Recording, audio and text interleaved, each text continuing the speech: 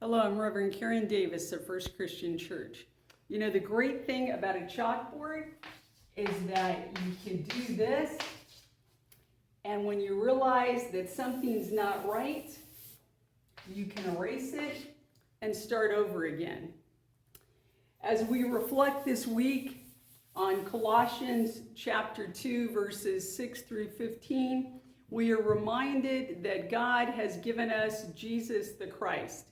Better than any eraser, Christ comes into our world to erase our sin, to give us grace and forgiveness so that we can go forth ready and free to do God's work. That no longer do we have to carry that burden of our sin and our shortcomings, but through God's gracious gift, we are able to go forth with hearts that have been renewed, with a life ready and willing to serve.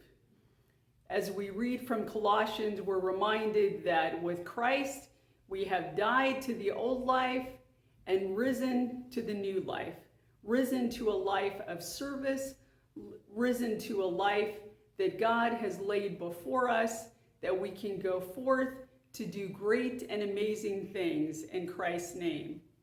May you rejoice that God has sent Christ to clean the slate for you so that you can go forth as God's servant to do amazing things.